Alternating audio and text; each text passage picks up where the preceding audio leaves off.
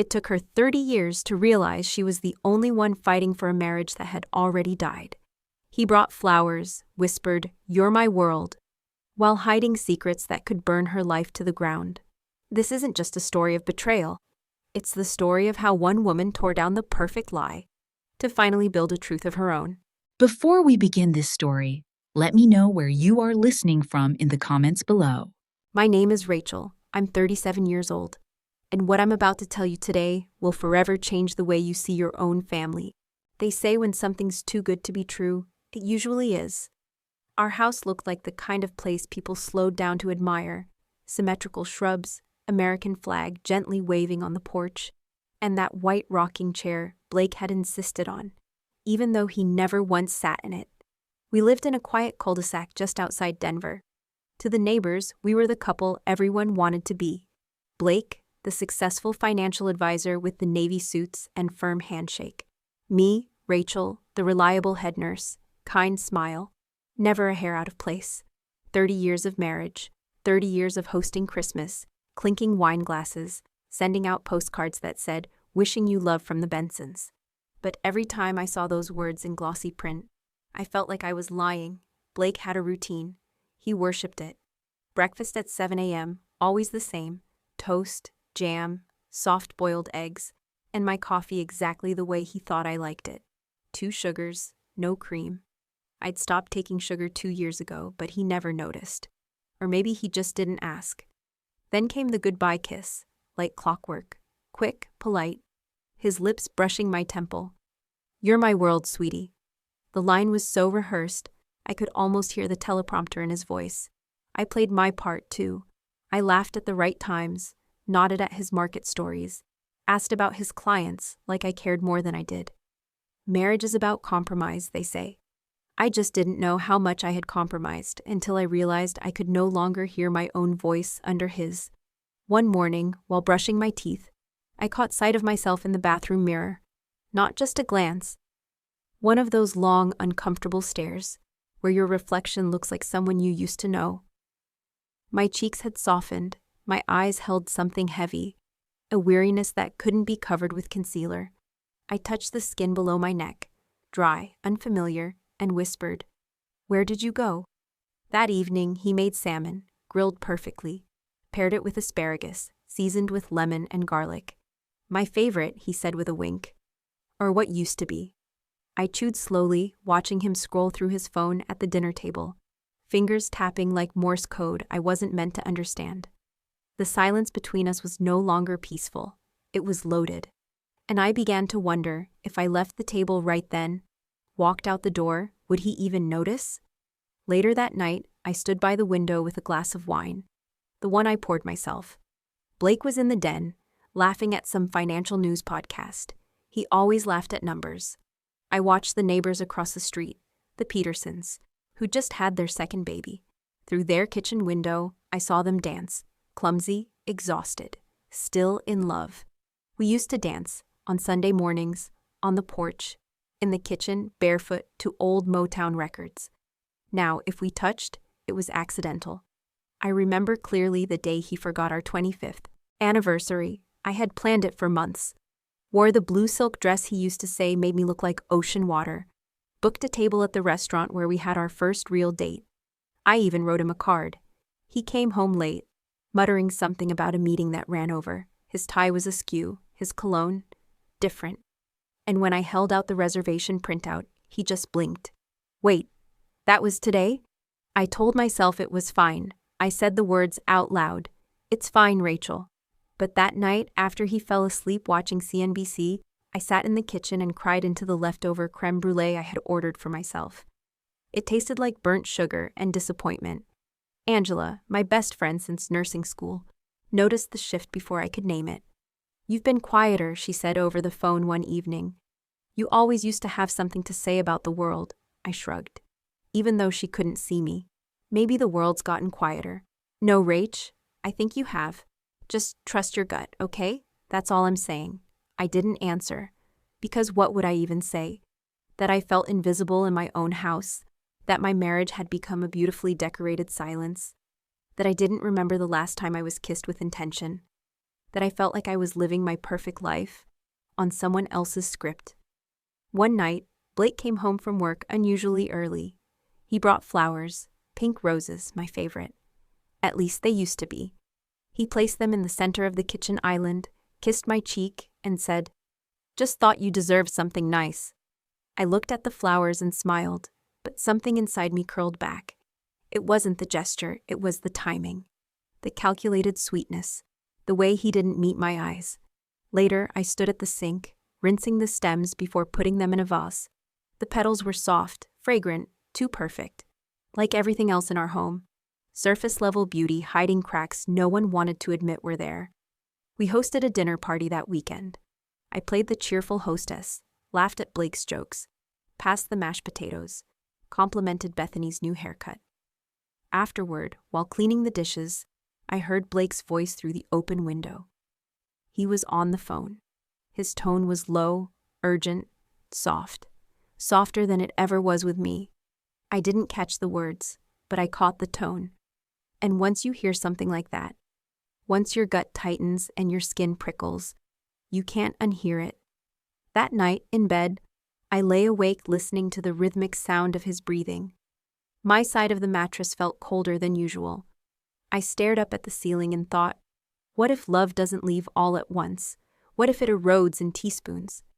A kiss skipped here, a silence extended there, until one day you wake up next to a man who doesn't know how you take your coffee anymore. And what if that man isn't even the real danger? I didn't know then what was coming. The lies, the drawer, the scent of someone else's perfume on a fabric not mine. But in that moment, beneath our expensive duvet, I felt something stir. Not anger, not yet, but awareness. And a quiet voice in my head, whispering just loud enough to hear, "Rachel, something is wrong. Something has been wrong for a long, long time." And for the first time in 30 years, I listened. It began with the small things.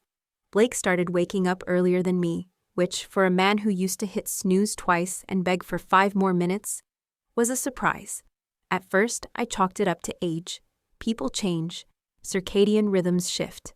But it wasn't just the wake-up time. It was the way he slipped out of bed so quietly, the way he moved in shadows, careful not to wake me. Or maybe, careful not to be seen.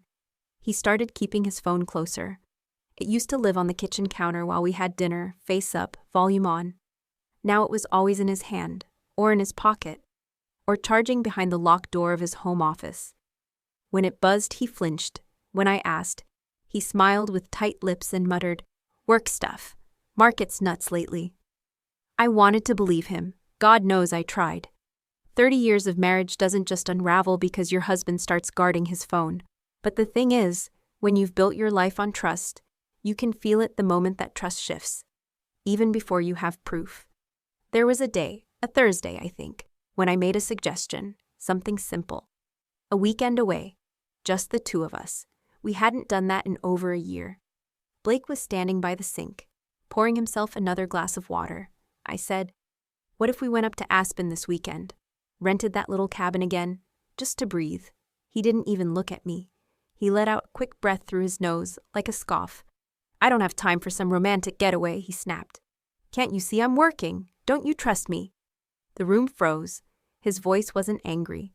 It was defensive, raw, unfamiliar. I stood still, dish towel in my hand, staring at the veins in his temple. They pulsed like they were about to burst. I wanted to ask what had gotten into him, but I didn't. I swallowed my questions like pills, with no water, and said nothing. That silence sat between us for days. I started watching him more closely. The way he rushed out the door without saying goodbye. The way he came home late and avoided my eyes. The way he showered immediately, something he never used to do. And always did his own laundry now, folding his shirts with a precision that felt more military than marital. He was still polite, still made dinner some nights, still kissed my cheek. But none of it felt real. It was like watching a man try to play himself, with the enthusiasm of a bored understudy. I confided in Angela over lunch one day. We sat at a small table in a sunlit cafe. She listened without interrupting, which is rare for her. When I finally paused, she stirred her coffee, looked at me hard, and said, "Trust your gut, Rach. That's all I'm saying. That sentence landed harder than I expected, because deep down, I already had. My gut had been screaming at me for weeks. But logic kept telling me to be patient, to be kind, to be the glue. I started paying attention to Blake's language. The way he said, "I've got meetings," instead of "I'll be late." The way he dodged simple questions with jargon about clients and market stress. When I pressed, he'd sigh and say, "It's complicated, Rachel," and I'd nod, like a fool, like a woman desperate not to rock the boat she'd spent decades helping to build. One night, I walked past his office and caught a glimpse of him on a video call. His face was lit by the screen. He was smiling, wide, open, the kind of smile I hadn't seen directed at me in years. Then he laughed, a real laugh, and my stomach twisted. When he heard the floorboard creak, he snapped his laptop shut so fast it startled the dog. "Everything okay?" I asked from the hallway. He turned, that tight, polite smile back in place. "Just a late client call. Go get some rest." But I couldn't rest. Not anymore. I lay in bed staring at the ceiling, listening for sounds, for anything. I'd become a woman I never wanted to be. Paranoid, obsessive, dissecting every sentence for hidden meanings. I hated it. I hated myself for not trusting, and I hated him for giving me a reason not to. One evening, I opened his laptop. Not to snoop, just to check my email, or that's what I told myself. But it required a new password, one I didn't know. He had changed it, and that somehow felt louder than anything he'd said in weeks. I sat at the kitchen table, my hands trembling over a mug of chamomile tea I hadn't touched. The night was silent except for the tick of the wall clock. I stared at Blake's empty chair, the one across from mine, and thought about how many times we'd sat there and not actually talked. I missed him, or maybe I missed the man I thought he was. The next morning, I woke up early, watched him from the hallway as he made coffee, humming softly. I watched how careful he was, checking his phone, pocketing something quickly, glancing toward the door as if expecting someone else to walk in. And I knew I didn't have the evidence yet, but I had the silence, the lies wrapped in routine, the way his eyes no longer met mine, even when our faces were just inches apart.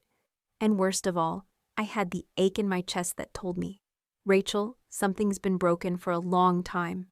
You just stopped pretending you couldn't see it." So I made a quiet promise to myself that day.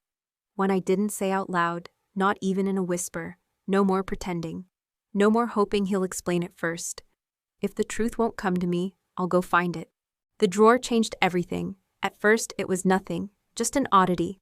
A cabinet in Blake's office I didn't remember seeing before. I'd been organizing, moving papers around, dusting baseboards because when your heart is heavy, it's easier to scrub grout than to face your own silence.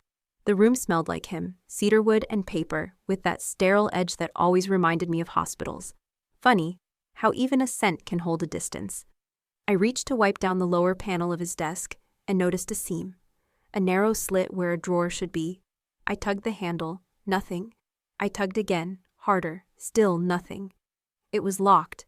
My breath caught, not because of the drawer itself, but because Blake didn't lock things. That was always his point of pride. "Transparency builds trust, Rach," he used to say when we talked to our financial advisor. "No passwords between us, no secrets." Except this one. That night over dinner, I tried to be casual. "Hey, what's that little drawer on the left side of your desk?" He didn't even flinch. Oh, that? Just some broken drawer. Doesn't open. I've been meaning to fix it." He didn't meet my eyes. He changed the subject so quickly. Asked about Angela, the garden, whether I'd renewed the HOA dues. It made my stomach twist. I nodded through it all, my fork turning over green beans I no longer wanted. That night, I couldn't sleep. The drawer sat in my mind like a ticking clock. What was he hiding that needed a key? Blake wasn't sentimental. He didn't keep childhood photos or war medals. His world was numbers, order, logic. And lately, secrets. On Thursday morning, he left early for one of his off-site meetings. I waited 20 minutes after he pulled out of the driveway, then walked straight to his office. No hesitation this time. My hands were steady. I'd been a nurse for over 3 decades. I knew how to open a locked drawer without leaving damage. In emergencies, we'd use anything. bobby pins, tension bars, paper clips. I found a thin hairpin in my jewelry box, straightened it, then knelt on the floor. Click. The sound was so soft it barely registered. But inside me it roared. I opened the drawer slowly. Inside, a manila folder, thick and pressed flat. A dark velvet box. A folded handkerchief. The arrangement was meticulous. Chosen. This wasn't clutter. This was kept. My fingers hovered over the box first, but I forced myself to start with the folder. I needed facts before feelings. Inside were mortgage papers for a second loan on our home, not a refinance, a separate mortgage. My name was nowhere on the documents, just Blake's, signed 6 months ago. The figure was staggering. Enough to cover a new car, a new life, or a large and desperate debt. There were bank statements tucked behind the mortgage forms, transfers to an unfamiliar name. Large withdrawals marked as business consulting fees and housing expenses. Every transaction was recent, frequent, intentional. I flipped further and found hotel receipts. Scottsdale, Arizona, a boutique hotel we'd never been to. Multiple bookings, same room type, same guest profile. One-line item stood out. Deluxe room with balcony, 2 guests, 2 guests, 2 guests. I couldn't stop reading it, over and over, like my mind needed to see it to believe it. Like my heart didn't trust my eyes. I put the folder down. With shaking fingers, I opened the jewelry box. Inside was a silver necklace. A tiny red heart pendant. Inexpensive. Almost juvenile. Not my style. Not even close. The tag was still attached. $49.99. I blinked. Blake never bought me jewelry under $200. He liked luxury, liked control. This was different. It was romantic. Sentimental, sweet in a cheap high school boyfriend kind of way. It was also not meant for me. Next, I unfolded the handkerchief.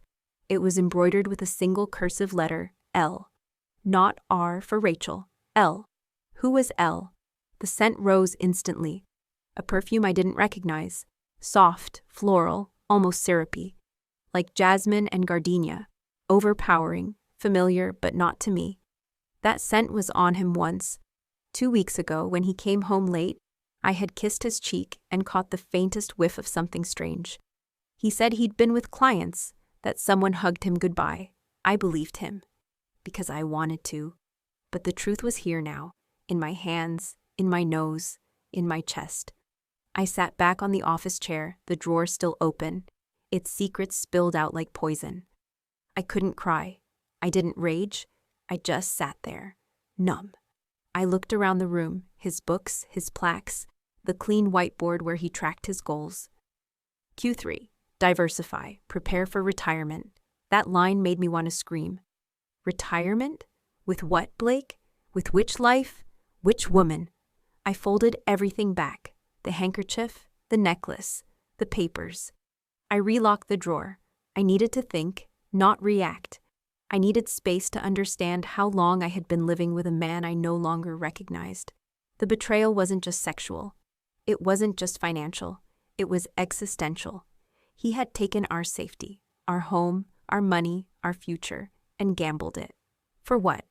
For her? I walked out of the office and into the kitchen. I stared at the espresso machine he'd gifted me last Christmas, now suddenly offensive in its shininess. Was it guilt-wrapped in stainless steel? I made a cup anyway, because I needed something warm to hold. I sat by the window, watched the neighbor's dog run circles in the yard, watched a bird pick at a bush, watched everything that was still moving in a world that felt suddenly still. And then, very quietly, I whispered to myself, "You're not imagining it, Rachel. It's real. It's all real. It's amazing how calm you can look when everything inside you is screaming."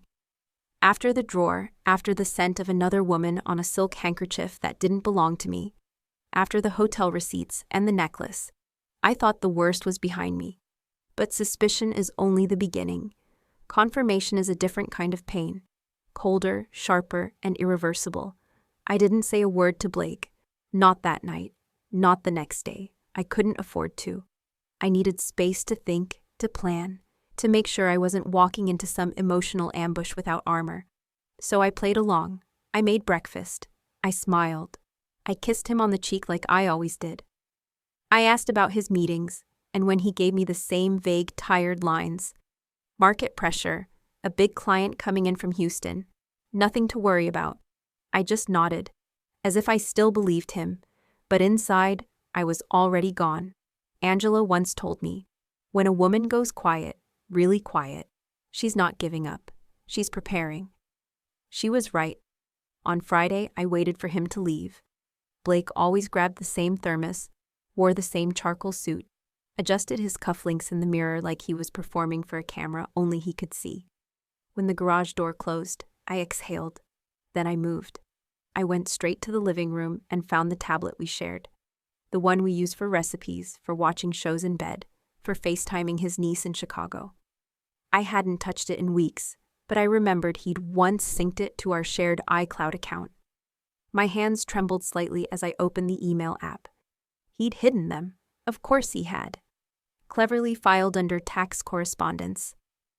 I opened the folder, and there they were, banking notifications from a credit union I'd never heard of. Password reset confirmations.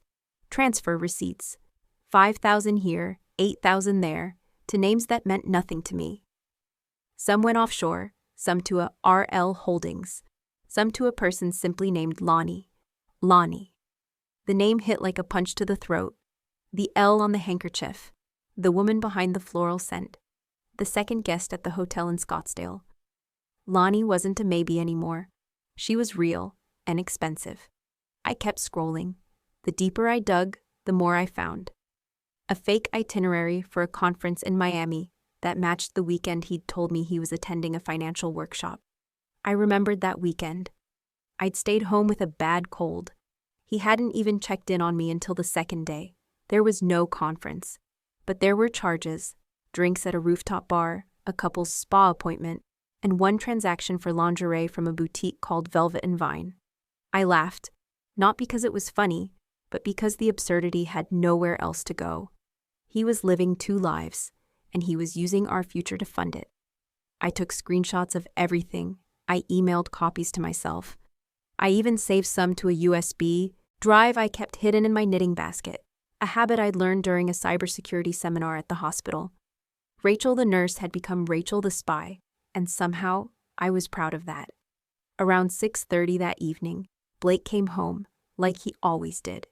He had a bag of groceries and kissed me like nothing was different. Thought I'd cook us something nice tonight. You deserve it, he said. I nodded, smiling. You okay? He asked, slicing onions while humming some jazz tune. Of course, I said, voice soft. Just a long day. He made fettuccine with shrimp and a white wine cream sauce. Set the table, lit candles, even poured me a glass of the Malbec I liked. To the outside eye, we were just another couple enjoying a quiet evening. But to me, it felt like I was dining with a stranger who was acting like my husband. We ate in silence for a while. Then he looked at me and said, So, retirement's coming up. We should talk about what that looks like for us. Us. The audacity of the word made my stomach clench. Sure, I replied. Let's talk soon, he smiled. Sipped his wine. I watched the man who had stolen my security, my trust, my years, and I kept my face still. Because I needed time. Time to find the right lawyer. Time to sort through our finances, to understand the damage. Time to take control before he took even more. When he reached for my hand across the table, I let him hold it. And I smiled. Because the next time we sat across from each other at a table, it would be very different. That night, I stayed up late writing notes, listing account names, dates, deadlines. I sketched a timeline, not of memories, but of lies. The next morning, I called Angela. Do you trust me? I asked. Always. I need help, but I can't tell you everything yet. There was a pause. Then, I'm here. Whatever you need. The second call was harder. A woman named Sarah, a financial advisor and divorce consultant Angela had once worked with. A no-nonsense type, calm voice, firm questions. Do you have evidence? Yes. Do you have a safe place to go? Not yet. Then start there, quietly. We'll talk again Monday. I hung up and felt the strange sensation of my body returning to itself. like I'd been underwater for months and was finally surfacing. I still had to pretend, still had to sit across from Blake and smile, still had to play my role in this long-running domestic play. But now, the script was mine, and I knew how this act would end. You don't plan the moment you finally stop pretending. It just arrives, quiet as breath, sharp as glass. It had been 3 days since I found the final confirmation. 3 days since I sat alone in the kitchen, poring over his secret emails, the wire transfers, the itinerary that led not to a conference room, but a rooftop bar with someone named Lonnie. 3 days of pretending, of playing house in a stage set I no longer believed in. Now it was time for the lights to come down. I waited until Thursday, the day he always came home early. Blake liked to unwind before the market recap aired. Routine, I thought, would make him predictable. I needed him caught off guard. That morning, I woke up early and moved with purpose. I opened the guest bedroom closet, the one he rarely touched, and pulled out the folder I had hidden there days ago. The evidence, financial documents, emails, transaction histories, hotel confirmations, the printed photos from his cloud account that I had transferred and quietly printed at the Walgreens by the hospital. Then I opened the small jewelry box. The cheap silver necklace still sat in place. The heart-shaped red stone glinted under the overhead light, like it was mocking me. I didn't touch it. I let it speak for itself. Next, the handkerchief. The floral scent had faded, but it lingered, stubborn, syrupy, like some cloying ghost of intimacy. I arranged everything carefully on the dining table, not in anger, in clarity. One page after another, a museum of betrayal, all perfectly lit by the golden 4 p.m. light pouring in through the blinds. I sat at the far end of the table, at the seat I used to take at Thanksgiving, when I carved the turkey and made toast. That chair had always made me feel in control. Tonight, I needed it. At exactly 5:47 p.m., the garage door rumbled open. My breath slowed. Blake entered a moment later, whistling. He tossed his keys into the ceramic bowl by the door, the one we bought in Santa Fe on our anniversary trip, and called out, "Smells good in here. You cooking something special?" He walked into the kitchen, smiling, but it faltered the second his eyes landed on the table. He stopped mid-step. His eyes darted across the items, the folder, the necklace, the receipts. And then, to me, I said nothing. He didn't move. His smile vanished completely. He opened his mouth to speak, but no sound came out. He stepped forward slowly, as if approaching a wild animal. "Rachel," he said, voice low. "What is all this?" I kept my gaze steady. "It's everything." He swallowed hard, his Adam's apple bobbing. How did you even? "You left crumbs, Blake. You just didn't think I'd bother to follow them." He glanced at the papers again, hands hovering as if afraid to touch them. "I was going to tell you," he whispered. "You say that like you deserve credit." He winced. "I didn't mean to hurt you," he said. It got out of control." "Which part? The debt? The lies? Or the woman with the cheap perfume and the $50 necklace?" He flinched again. I leaned back in the chair, folding my arms. "Sit down." He did slowly, like his legs couldn't fully support him. His face had gone pale. I let the silence stretch until he looked at me, truly looked at me. And I asked the question I'd rehearsed 100 times in my head. "The perfection is over, Blake. Tell me what you did to us." He stared down at the folder, then pressed his palms together like he was praying. "I messed up," he began, voice thick. "The market took a turn, and I panicked. I thought I could recover it before you ever found out. I took out the second mortgage. I invested poorly. Then I needed to cover that loss, so I moved money around. Opened another account. I thought if I just had time, I could fix it. Get it all back. And," he paused. "And then there was Lonnie." The name made my stomach tighten. "She was someone I met at a client mixer," he continued. "She listened, asked about my day, told me I still had something to offer. She made me feel seen." That word again, seen. I kept my voice even. "You were lonely, so you blew up our life?" "I didn't mean for it to happen. I never stopped loving you." I raised an eyebrow. "You had to start in order to stop." He looked down. "I was drowning, Rach. I didn't know how to tell you." I nodded slowly, biting back the bitterness. So instead, you lied, repeatedly, while making pasta and pouring my wine and asking if I'd booked the dog's vet appointment. I'm sorry, he said again. I really am. I believe he was. I believe some part of him hated what he had done. But what I felt wasn't compassion, it was distance. This wasn't my Blake, or maybe it was, and I'd just never really seen him. I stood. He looked up, startled. What now? I gathered the folder and box into a bag I had prepared earlier. Now, I said. Now I get my life back. Wait, Rachel, can we just talk? I've heard enough. He reached for me, but I stepped back. My voice was calm. I'm not going to yell. I'm not going to throw things. That would give you too much power. His eyes welled with tears. I never wanted to hurt you. But you did. I walked toward the stairs. Where are you going? He called. I stopped at the bottom step, looked back. To pack. And then I added quietly but clearly, I'm not your secret keeper anymore, Blake. You don't get to fall apart and leave me to sweep it up. And with that, I climbed the stairs, not slowly, not hesitantly, but with the steady, deliberate steps of a woman who knew exactly where she was going. Because this time, I wasn't running from anything. I was walking toward myself. I didn't leave in the middle of the night. There was no frantic stuffing of bags, no mascara-streaked breakdown under bathroom lights. I didn't slip out barefoot while he slept upstairs. I left at 3 o'clock in the afternoon, under sunlight, on solid ground, with both eyes open, because this wasn't an escape. It was an arrival. The morning after I confronted Blake, the air in the house was different, not tense, not explosive, just empty. A hollow hum that sat between us like fog. We passed each other in the kitchen like strangers. He didn't ask questions. I didn't offer answers. And when he stepped out for a meeting, or maybe just to breathe in a world that didn't hate him yet, I knew I had the window. I walked back upstairs to our bedroom. It's strange how quickly a room can feel like a museum. The bed was still unmade from the night before. One side slept in, the other untouched. His shirt lay draped over the armchair. The cologne bottle on the dresser glinted in the light. I opened the closet. 30 years of clothes stared back at me. Floral dresses I wore to weddings, blazers for hospital meetings, cashmere sweaters Blake gave me for Christmas when he still remembered what color I liked.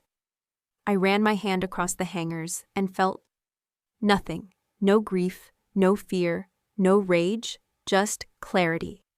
I pulled down a carry-on suitcase and began packing.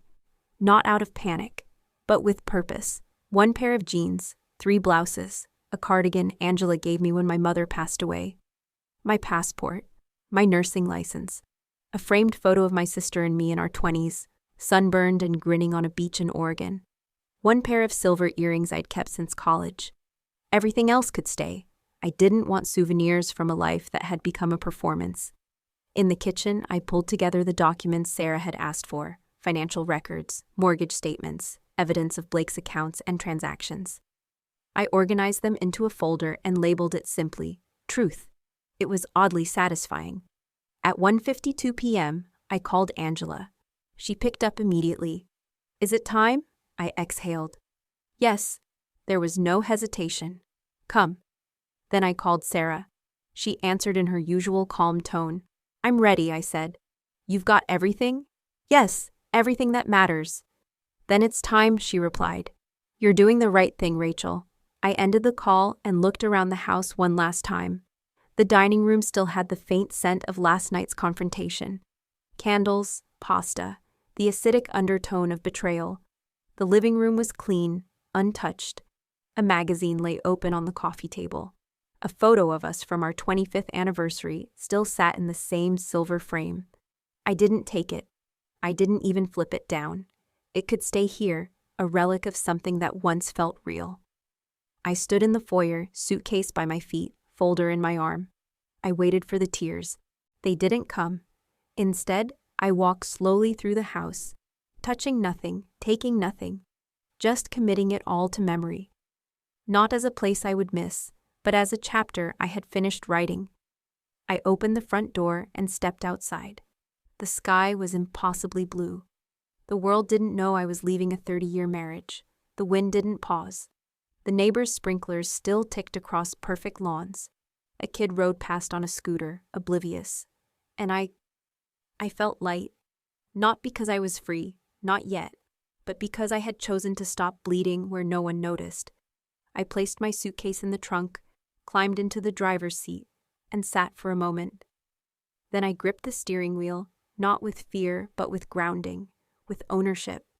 And I whispered to myself, I was married to a stranger, but I am not my past. 6 words. But they cracked something open in me. I backed out of the driveway without looking up at the windows. I didn't want to know if he was watching. I didn't care. This exit wasn't for him. It was for me. For the woman who had bent herself backwards for decades. For the wife who smiled through silence. For the girl inside me who deserved more than a man's excuses. I drove straight to Angela's.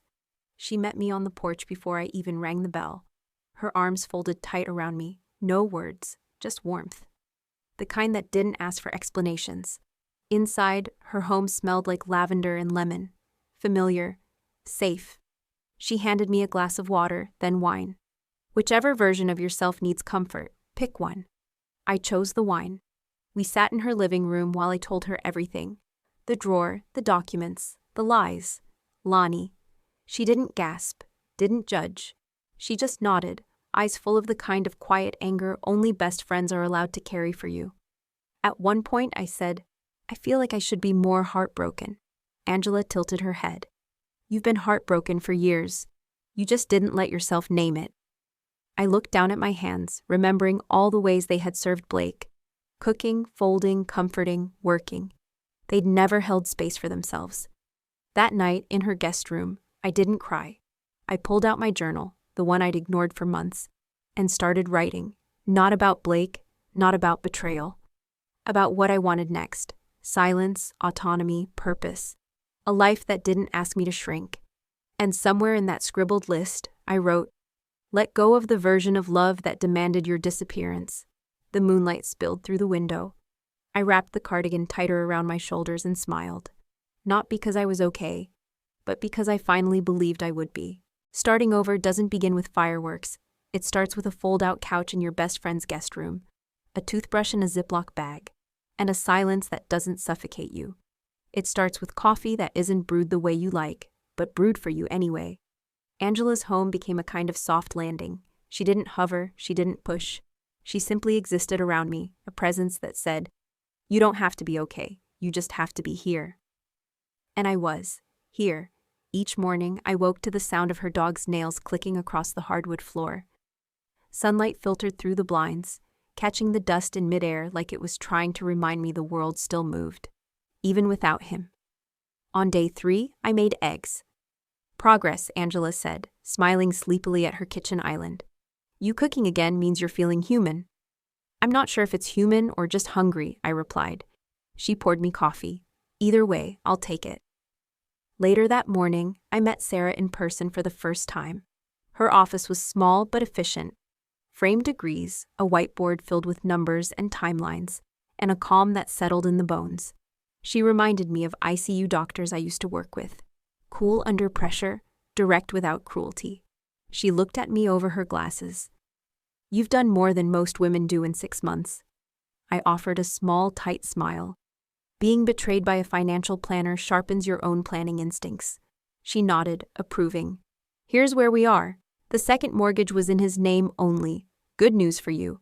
But the rest? Joint accounts, shared assets, retirement funds? We've got work to do. She laid out forms, contracts, deadlines. It felt overwhelming until she slid a small leather-bound journal toward me. What's this? I asked. A different kind of documentation, she said. You're going to get lost in paperwork. Don't lose your voice in it too. Write down what you feel, what you fear, what you learn. You're not just leaving a man. You're rebuilding an identity. That night, I stared at the journal. Blank pages. Endless. The first line I wrote wasn't about Blake. It wasn't about money or lies or betrayal. It was about me. I miss knowing who I am when no one else is watching. From there, I wrote every night. Sometimes only a sentence, sometimes a flood. Angela never asked to read it. She just left tea by my door every evening. A soft knock and no pressure. I started walking again. Not just to burn calories, but to feel my legs carry me somewhere. Angela's neighborhood had a park with a trail that looped behind some old pine trees and led to a small duck pond. I went every morning, sometimes in slippers, sat on the same bench, watched the water ripple. I didn't have answers. I didn't have a plan. But I had breath and rhythm, and that was a start. One afternoon, while sorting through old files I'd recovered from the house, I found an envelope tucked inside Blake's retirement folder. It was addressed to me, my name, handwritten, no stamp. I opened it with a shaky hand. Inside was a note. 3 lines. I know I failed you, but you were never invisible to me. I just wasn't brave enough to meet you where you stood. I'm sorry. No signature, but it didn't need one. I folded it once and put it in the back of the journal. Not because I forgave him, not yet, but because I didn't want to carry it loose inside me anymore. The next morning, I met Sarah again. We reviewed my options: legal separation versus divorce, asset division, short-term accommodations. She was a fortress of calm, and for the first time in weeks, I felt like I had a map, not just emotionally, but financially. That night, I made dinner for Angela. Nothing fancy, just soup and bread. But when I set the bowl in front of her, she looked at me and said, "You're starting to return to yourself." I paused. Then I said, "I don't know who that is anymore." She sipped the soup and smiled. "Then maybe you're not returning. Maybe you're arriving." That night, I added another line to the journal. Healing isn't becoming who I used to be. It's building who I choose to be now. The next week passed quietly. I helped Angela organize her garage. I read 2 books. I canceled an old gym membership I hadn't used since 2018. I finally responded to a friend's message I'd been avoiding, one who had drifted away when Blake's stories were easier to believe than my silences. And slowly, like a sunrise you don't notice until the light touches your face, I began to feel something new. Not peace, not yet, but direction. I toured a small apartment near a community garden. 2 bedrooms, modest, sunlight in the kitchen, a space that didn't hold echoes of disappointment. And in a moment of impulse, I applied for a job. Part-time at a community health clinic in Santa Fe, a place I'd always imagined living someday. A someday that suddenly felt like now. Angela cheered. Sarah approved. I didn't tell Blake, not out of spite, but because, for the first time in a long time, he didn't need to know. This chapter wasn't about him. It was about the life that still wanted to meet me. No one warns you that freedom has a bill attached. It doesn't come with ribbons or applause. It comes with spreadsheets, legal fees, echoes in empty rooms. It comes when you realize that everything you thought you were building wasn't really yours, or not yours alone. I learned that the day I signed away the house. It happened in an unremarkable office downtown. Beige walls, plastic plants, a receptionist who offered lemon water like it might sweeten the sting. The realtor, Monica, wore a blazer too bright for the occasion and spoke in soft, matter-of-fact tones. Buyers offered full asking, cash. They can close in 10 days. I nodded. "Do you want to walk through the house one last time?" she asked. "No," I said. And I didn't. Because it wasn't mine anymore. It hadn't been for a long time. Blake and I had built that place with dreams. Backyard barbecues, movie nights, plans for a future that had dissolved slowly, like sugar in cold coffee. Now it was just a shell, a structure with ghosts I didn't want to invite back in. That afternoon, I parked across the street for the last time. The new owners, a couple in their early 30s, were walking up the front steps with their realtor. She carried a folder, he carried a toddler. They looked like we once did, full of ideas, hope, and naivety. I didn't feel bitterness. I felt gratitude, strangely, that someone still believed in beginnings. But I didn't need to step inside to say goodbye. I had already left long before my body did. The mediation meeting came a week later. We met in a law office painted in calming colors, as if blue walls could soften hard truths. A round table, 2 chairs, one neutral third party who called himself the facilitator, though his real job was to keep the peace and get the signatures. Blake looked smaller, thinner, pale, eyes dull, suit wrinkled. He didn't meet my gaze right away. He shuffled his papers, adjusted his tie, even though it wasn't crooked, tapped his pen on the table like he needed to keep rhythm or he'd fall apart. I watched him without emotion. The man who used to fill up a room now couldn't fill his own chair. When he finally looked up, his eyes were rimmed with red. "Hi, Rachel," I gave him a curt nod. Nothing more. The facilitator walked us through the formalities. Joint accounts, retirement funds, the house, sold, vehicles, mine, his, the credit cards, the second mortgage, the debt, so much debt. More than I'd expected. More than he admitted during the confrontation. Each figure was a punch I didn't react to. Because what I'd lost emotionally, I'd already buried. The numbers? They were just confirmation. There was a moment just before we signed where Blake cleared his throat. I could feel the words coming before he spoke them. "I'm sorry," he said, voice cracking. "Truly, I never wanted it to end like this." I looked at him then. Really looked. I saw the regret, the ruin, but I didn't feel triumph. His suffering wasn't the closure I thought it might be. It didn't make me feel powerful or vindicated, because it didn't change anything. "I know," I said. He blinked, maybe expecting more, a thank you, a tear, a scene. But I had nothing left to give him. The facilitator slid the final documents across the table. I picked up the pen. And for the first time in decades, I signed my full name, not Rachel Benson. Rachel Ann Taylor. It felt like a reclamation, a homecoming to myself. Blake watched me. "Will you be okay?" I met his eyes. Eventually. He nodded, then stood, gathered his coat, hesitated, but I didn't. I stayed in the room until he left. Until the air no longer smelled like the past. The apartment was small, but it was mine. No matching throw pillows, no monogrammed towels, no granite countertops or walk-in closets. But the windows let in light. The floors didn't creak. And there were no echoes of broken promises in the walls. I moved in with one suitcase, 2 boxes, and a stack of paperwork that proved both my losses and my survival. Angela helped me hang shelves. Sarah sent over a resource packet. Women Navigating Post-Divorce Financial Transition. It sounded clinical, but it was practical. And right now, I needed practical more than pretty. I bought a new comforter, white, soft, slightly wrinkled from the packaging. It wasn't a symbol, it was just a blanket. But that night, when I crawled under it, I slept 8 uninterrupted hours for the first time in months. The next morning, I made coffee. And as it brewed, I didn't think about Blake. I thought about paint colors, the chair I wanted for the reading corner, whether I should try a new recipe for roasted eggplant. Simple thoughts, my own. Later that week, I received the final deposit from the house sale. I transferred part to Sarah's recommended account, put some aside, held onto a portion to start again. It wasn't as much as it should have been, after the debts and penalties and Blake's poor decisions. But it was enough. Enough to breathe. Enough to belong to myself. One evening, while sorting through mail, I found an envelope without a return address.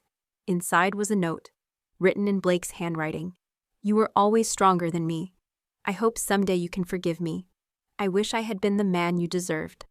I folded it carefully and slid it between the pages of my journal, not as a keepsake, but as a reminder of what I would never accept again. That weekend, I hosted Angela for dinner. I cooked. Nothing fancy, a lentil stew, warm bread, wine. We sat on mismatched chairs at a table I bought from a thrift store. She looked around, nodded, and said, "You built this." I smiled. I did. Not because I wanted to prove anything, but because it was true, and that truth, more than the house, the money, the marriage, was mine. Forgiveness doesn't arrive like a lightning bolt. It doesn't strike you suddenly, redeem you instantly, or erase the ache that built over years. No, it's quieter than that. It creeps in slowly, like morning fog over a field that's been burned clean. It began, for me, with a letter I didn't ask for. It arrived in an envelope with no return address, postmarked from Denver. I recognized the handwriting before I even opened it. Neat, deliberate, a little more careful than it used to be. Blake. We hadn't spoken in over 2 months. The divorce was final. The house sold. The accounts split. He was a name on documents now, a memory wearing a suit. Still, when I saw the envelope, my breath caught. I opened it slowly. Rachel, I know you didn't ask for this, but I need to say it. I forgive myself. And I hope one day you can too. Blake. No. I miss you. No, I'm sorry this time. Just that. I sat with the letter in my lap for a long while. At first, I felt nothing. Then, strangely, I felt warmth. Not for him. For me. Because I realized I wasn't angry anymore. Not in the way I used to be. Not in the way that seethed under the surface. Twisted in my gut when I saw a reminder of him. Replayed every lie like a broken reel of film. It had faded. Pain becomes background noise when you've replaced it with the sound of your own breathing. That night, I opened my journal, the one Sarah gave me the day I left, and flipped past the pages filled with fury and grief to a clean one. I picked up my pen and wrote, I forgive the man you were, Blake, not because you deserve it, but because I no longer want to carry you. The ink bled slightly through the page. It felt right. Forgiveness, I was learning, is not reconciliation. It is not approval. It is not forgetting. It is letting go of the rope you've been using to drag a boulder uphill, and realizing, finally, that you're allowed to stop. 2 days later, I opened the last box from our marriage. I'd been avoiding it for weeks. It sat in the back of my bedroom closet, like a dormant volcano. Quiet but threatening. Inside, one of his old sweaters, a tie I bought him in Paris, a birthday card he never gave me, and a bundle of photos wrapped in a rubber band. The first was from our wedding. I was mid-laugh, veil caught in the wind. He was looking at me with that young, golden expression men wear before the weight of the world starts rearranging them. I stared at the photo, not with longing, but with gratitude. Because for a time, that version of us was real, and I loved him, not perfectly, but fully. I placed the photo in a wooden keepsake box labeled History, then threw the rest of the contents into a donation bag. The sweater smelled like dust. The tie had a stain on it. The card said nothing I hadn't already heard. I zipped the bag closed, and I didn't cry. But before I closed the lid, I hesitated. I pulled out one more picture, a memory I hadn't expected to hurt. Blake and I at the beach in Maui, year 15. I was holding a coconut drink, sunburnt and laughing so hard my shoulders shook. He had his arm around me, not for the camera, but for real, genuine, present. I held it in my hand for a long time. Maybe we were never perfect, but we were once true. That mattered. Then, quietly, I put the photo back in the box and shut it. Not to reopen, just to respect that it existed. That weekend, I burned the letter, the one Blake sent. I did it at twilight in a clay dish I'd use for candles. The words curled, blackened, and floated upward, smoke fading into the pink Santa Fe sky. Not out of spite, but as a ritual, a way to release what I had once needed so desperately. His acknowledgement, his apology, his understanding. I didn't need it anymore because I had mine, because I had me. The next day I stopped by a used bookstore. I wandered to the back, where the shelves sagged slightly under the weight of old lives and forgotten stories. There, I met a woman, gray hair, kind eyes, and a voice like warm tea. She watched me thumb through a collection of essays and asked, "Are you looking for a new beginning or just something familiar?" I smiled. "Maybe both," she nodded. "Sometimes the best way to begin again is to forgive the version of you who stayed too long." I didn't know her name, but I carried her words home like a prayer. That evening, I wrote again in my journal. Just one line. I forgive the version of me who didn't know better, and love the version of me who finally does.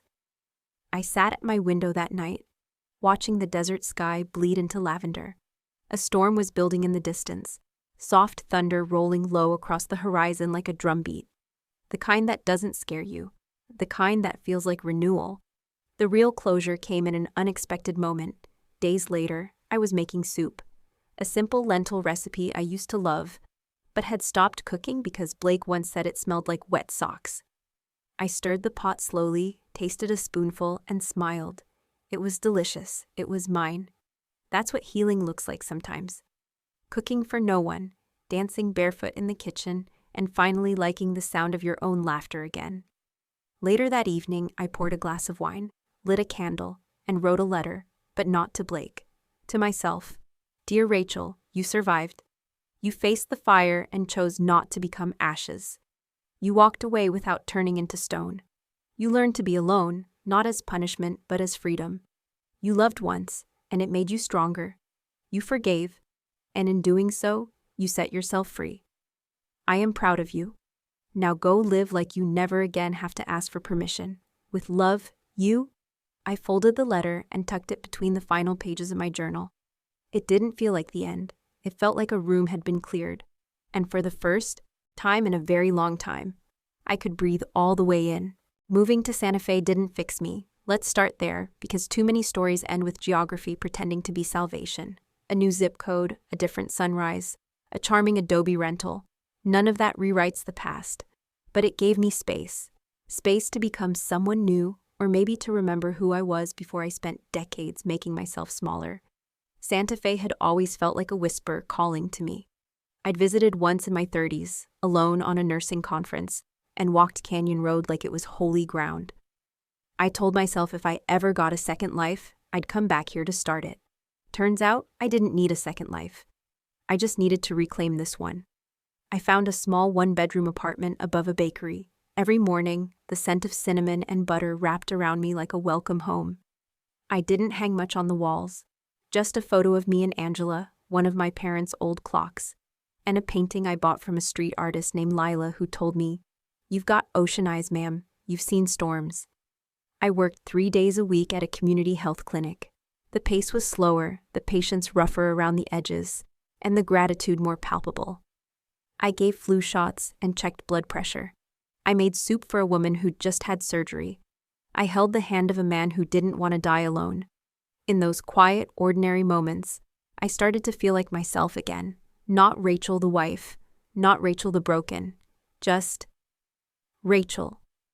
One afternoon, while reorganizing a cabinet in the clinic, I found an old flyer from a support group that no longer met.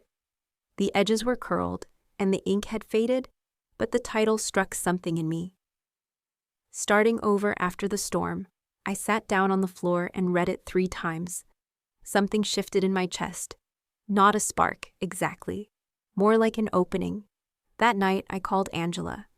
"I think I want to start something," I told her. "What kind of something?" she asked. "A group for women like us. Women over 50. Women who've been betrayed, who lost more than love, who want to put themselves back together but don't know where to start." There was a long pause. Then Angela said, "Hell yes." The first meeting was in my living room. Just 4 women, me, Angela, a retired librarian named Gwen, and Lila, yes, the artist, who brought tea and sat on the floor with her knees pulled to her chest. We didn't talk much that night. We just sat in the same room, breathing in the quiet. By the 3rd week, we were 7. By the 3rd month, we were 12, rotating homes, sharing stories, laughter, and sometimes just silence. We called it the Second Act Society. I never advertised it. The right people always found their way in. Some women cried during the meetings. Some cursed. Some brought their knitting and didn't speak at all until the 6th or 7th session.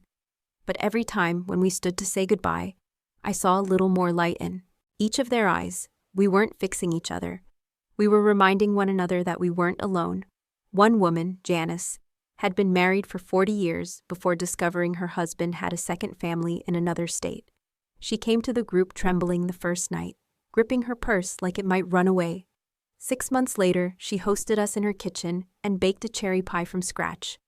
When I asked her how she was doing, she smiled and said, "I'm starting to like the sound of my own voice again." And that, to me, was everything.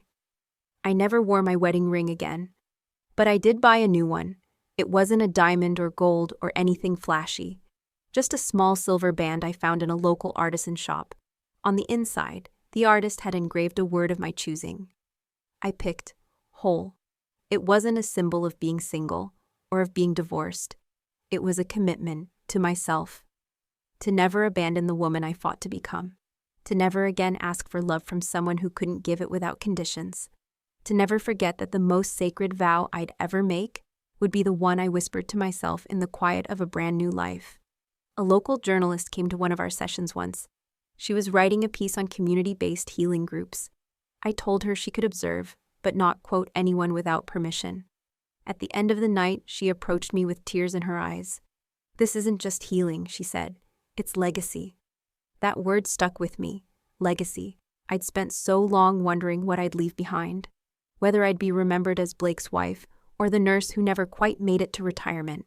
But now I knew. My legacy wasn't what I lost. It was what I built from the ashes. It was in the way Gwen reached across the room and squeezed Lila's hand when she finally told the story of her ex-husband's betrayal. It was in the way Janice took off her old ring, not in anger, but with peace.